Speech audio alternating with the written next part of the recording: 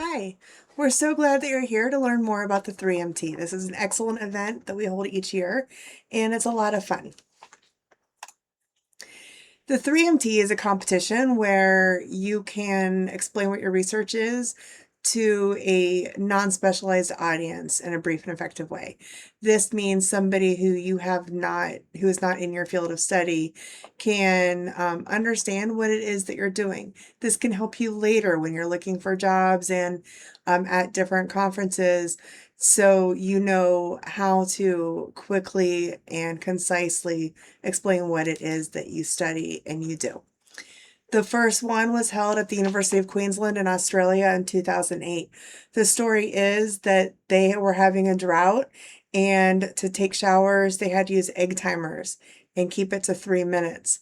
So one of the professors was in his timed shower and started thinking about what else can be done in 3 minutes, and he came up with the 3MT. There are now 900 universities across 85 countries that participate in this competition. Why should you participate? A chance to explain to people what you study. This will help you, like I said, concisely explain to a non-specialized audience.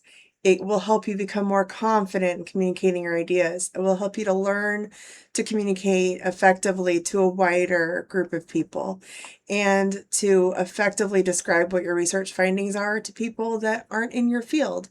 And there's a little prize money involved as well. There are rules, as there are to any competition. A single static PowerPoint slide may be allowed. It may not have any sounds, movement, or anything else, just one slide. It will be presented from the beginning of your speech, and it will not move for the duration of the 3 minutes. There is no additional electronic media, no props. You are at a 3-minute limit. Anything exceeding 3 minutes will lead to a disqualification. Presentations are to be a spoken word, no poems, raps, songs. You are talking about your research and what you are studying. The timer starts as soon as you either start moving across the stage or you start speaking, whichever happens first. Presentations begin when you're on the stage, and the decision of the adjudicating panel is final. You will be judged on 4 different areas: comprehension, content, communication, and engagement. Did the presentation help the audience understand your research? Have you explained it in a way that they understand? Did it follow a clear logical sequence and provide enough information on your topic? Were you able to communicate in a language appropriate of a non-specialized audience? Again, back to hand in hand with the comprehension. And did you do it in a way that your audience is left wanting to know more? Some tips. Time yourself. Practice over and over and over. Give your speech in a mirror, time it, and make sure you're at under 3 minutes. You're going to want a little bit extra time so that when you get in front of the audience, if you stumble or whatever, you have a cushion. Record your speech. Listen to it as you walk to class. Listen to it as you drive. Just constantly be listening to it and get it in your head. Be confident with what you're doing. If you draw a blank, you lose your place in your competition. Jump back in and be confident with what you've done. Even if you know that it's not quite what you originally had, nobody else is going to know if you have that confidence. Be prepared for that blank draw and know where your spaces are. Kind of time out where everything is, so that if that happens, you know what's coming next and you can just skip to it and move forward easily. Study your slide. What is going to enhance your presentation?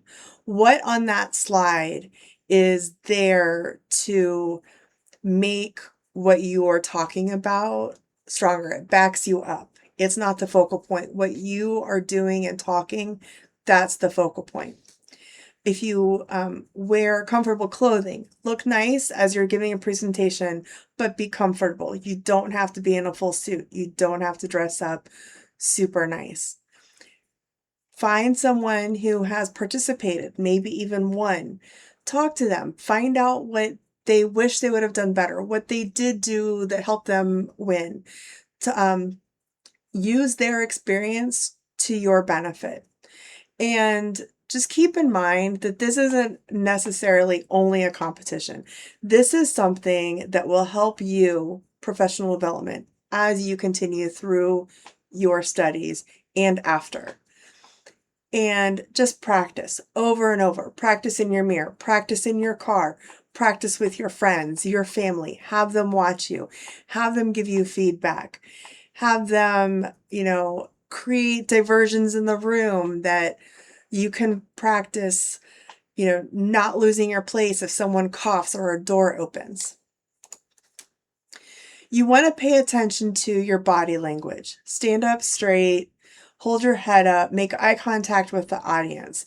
Keep your front to them. You don't want to turn around and have them looking at your back. Practice how you might use your hands, how you might move around. Keep it natural, but get a feel for what is going to be natural and comfortable to you. If your personality is to be energetic and move, use it to your advantage. Don't just move to move because you think you need to.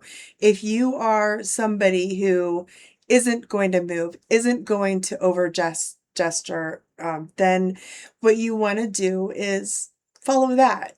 If you do something that's not natural to you, it's going to come off as not natural to the audience. Plant your feet down so, you don't want to just pace back and forth. So kind of get yourself in place and then be comfortable with your movement. Speak clearly. Use variety in your voice. If you're monotone, your audience is going to tune out. But if you have different inflections and you emphasize your points, they're going to stay tuned and they're going to want to know more. Don't rush what you're saying. They need to understand your words and they need to take your words in. Don't freak yourself out because you only have 3 minutes and you want to squeeze as much words as you can in. Pick the words that you want to say and make it so your audience can understand, hear, and absorb what you're saying. And then pause at your key points. What's the most important thing that they really need to know? Give them that pause. Let them take it in before you move on to your next point. So now that we've gotten through that point, how can you fit thousands of words from your thesis and your research into a 3-minute presentation? Break it down. Think of the overall what you want to say and what you want them to walk away with. And then turn it into a story, a beginning, a middle, and an end. Make sure that all those words that you're used to saying in your labs, in your field, in your classes, that they're not the words that somebody is not going to understand because they're not in those same areas. So take all those words out and replace them with words that other people will understand. Show your enthusiasm. I assume that since you're here getting a master's or a doctoral degree, then you love what you study and you're excited and you're happy about it. Let us see why you're happy about that. Break it down. Take your research, take the smaller sections of it. Don't worry about the fine details. That comes in other conversations. Explain what you're doing and how, and don't worry about getting it down into the nitty-gritty. That's not what we're here for in this. Come up with a catchy opener. Is there a reason that you are studying chemistry, science, English? What has happened? Are you in medicine and you had a history of something and now you want to participate in medicine and there's a story there. Share that. What makes you excited? We want to know. And at the end, give a quick summary. Reemphasize the important parts. What is coming out of this? Are you curing cancer? Are you helping the environment? Are you doing any number of things that is happening on this campus? Share with us what and why it's important and help us support you. Know your audience.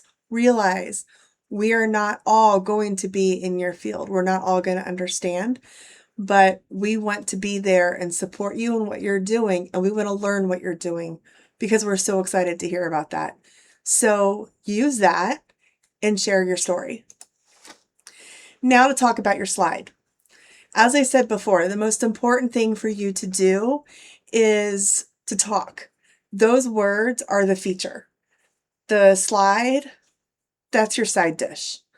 It should enhance what you have to share, but not become overburdensome that your audience is reading and trying to follow your slide. So let's go through this. As I said, a single static slide, no transitions, no animation or movement of any kind, no sound, no video files. One single slide. Please avoid copyrighted images, use public domain or your own, and if you're borrowing an image from somebody, get permission. For any text, try to use something that is clear, boxy, easy to read on a screen from a distance.